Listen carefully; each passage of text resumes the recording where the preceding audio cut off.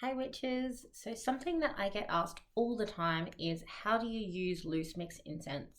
And for a long time, I really only knew one or two ways to use loose mix incense, and I wasn't really using the loose mix incense that I had in my collection.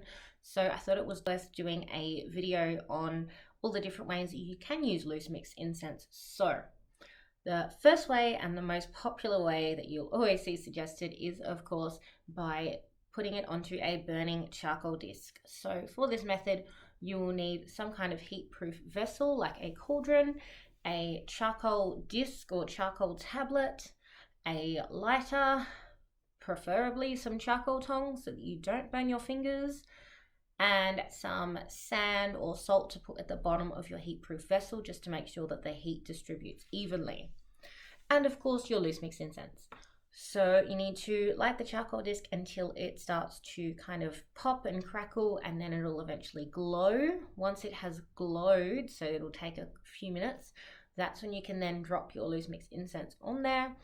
I find that this method is best for if you're using resins rather than herbs. I just find that when you put herbs on there, it just smells like burnt herbs, whereas the resins kind of melt down and they create this really beautiful aroma. And when you're trying to use resins in some of the other methods that I mentioned, their scent just isn't quite as powerful. Having said that, please note that if you have anyone in your household that is sensitive to smoke, this method produces a lot of smoke. So make sure that you are opening your windows and you're doing it away from anyone or anything which is sensitive to smoke, because it will create a lot of smoke. The next method is by using a oil burner. And there are a few different ways that you can use the oil burner, but the basic idea is you need a candle or some kind of heat source underneath your little bowl, which is where you're going to put your loose mix incense into. Now, if you have something like a metal bowl, you can just put your loose mix incense straight into there and it should be fine, although if it's like mine, it's going to get a bit messy. So if you want to keep it looking nice and pristine, you might want to avoid just putting the incense in there on their own, especially if you're working with resins. But you can do it, and I find this creates a lot more of a subtle scent than if you're putting it on, say, a charcoal disc, but it does still create a scent. The other thing that you can do with the oil burner is you can actually put a little bit of boiling water into the top of the oil burner dish, and then that will create some steam. So it's more like if you were to have like a nice cup of tea in your room, wafting its aroma around the place, rather than when you put it on the charcoal disc, how there's smoke everywhere. So this is a good method for if you have people in your household that are sensitive to smoke. You can also replace the boiling water with oil. So you can put your loose mix incense into the dish and then put some oil in there, which doesn't have much of a scent, something like that refined liquid coconut oil. That's what I use.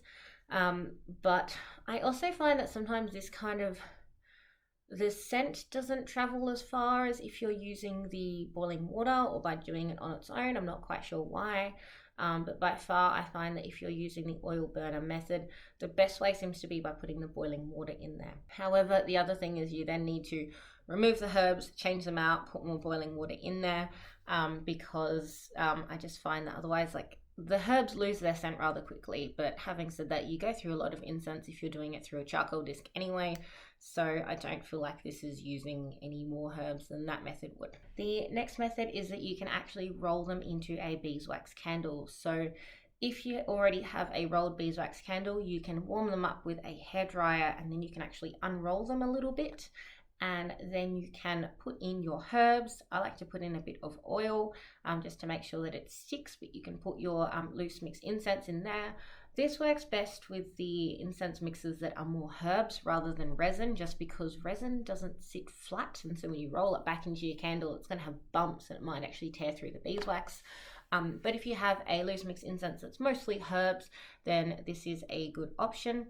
Having said that, do not put in as many incense herbs as I have, because it will become a fire hazard. I had to extinguish mine a few times, so just be aware that herbs will burn and catch fire, and they can very quickly burn through your candle, and you want to make sure it's always on something which is fireproof, that's not going to start a fire in case they fall off or anything like that. So If you do use this method, make sure you're watching your candle very carefully and make sure you always have like water or a candle snuffer nearby. The next method is that you can get a candle, something like say a taper candle. You can put some oil on it and then you can actually roll it in your loose mix incense. This is a bit messy, and just like with the rolled beeswax candle, it works better if your incense mix is mostly herbs rather than resin, because resin's probably not going to stick too well to the candle. You can also put it into a jar candle or like a tin candle, but just like with the rolled beeswax, make sure you watch this very closely, because herbs can catch fire and they will stay alight and they will burn through things, because candles are not designed to be big towering infernos. They are meant to have a small little flame that burns evenly, and herbs do not do that. Another way, which I quite like, it's almost more like a altar decoration, but you can actually sprinkle it around the base of a candle. So you're still using its energetic properties, and you still kind of get to smell it. It's not obviously as strong as if you're burning it or infusing it in the oil burner, but you do still get to smell it. And that way you're putting its properties into your candle without creating a fire hazard. You can also put them into like a little bowl and make like a bit of a potpourri bowl. The only thing with this is you would prefer to have it somewhere close to you, because the scent is not going to travel over great distances, but you'll need to kind of toss the herbs around just to make sure that their scent is moving and traveling throughout your room. You can also add some drops of oils into there just to kind of add to the scent. And I like to do this for any incense blends which I have put in my oil burner on their own, and I feel like they've lost most of their scent, but they've still got a little bit, and I don't want to throw them away just yet. And my last suggestion is to sprinkle them around your altar as offerings. So this kind of combines the potpourri method and the candle circle method, where you're just sort of sprinkling them around your altar. If you do live somewhere which is prone to getting hot, or if it's like in the direct sun, maybe just be careful if you've got resins, because resins will melt and kind of stick to your surface. But it's fine. It's just fine for herbs and things like that. So those are all the different ways that I use loose mix incense. But I also wanted to touch on the ways that you should not use loose mix incense.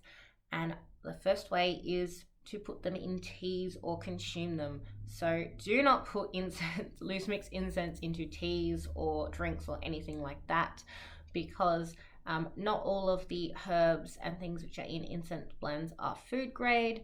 Also, things like resins and things like that you don't want to be consuming. Sometimes they use artificial colors and things like that, and they might be dried with preservatives, or they might have preservatives on them from when they were grown.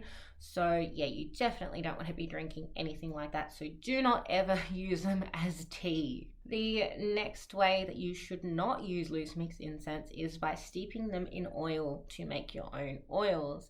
Now, you can do this with herbs on their own, but just like I said before, you don't know what the grade of herbs are that are used in loose mix incense, and if you put them into oils, they may have pesticides or things like that on them. They may have used preservatives. They may have put extra oils in there and things like that, which are not skin safe. And so if you put them into a oil to and then say anoint yourself, you may end up getting reactions and things like that. So I would not suggest that you do that. But yeah, those are all the different ways that you can use loose mix incense, and some ways not to use loose mix incense. So I hope that this was helpful, and now you have some more ideas on how you can use up your loose mix incense collection if you have a giant collection like I do. Let me know if there are any other ways which I didn't touch on, because I'm always keen to know more and to keep learning. And thank you so much for watching. I will see you next time. Bye.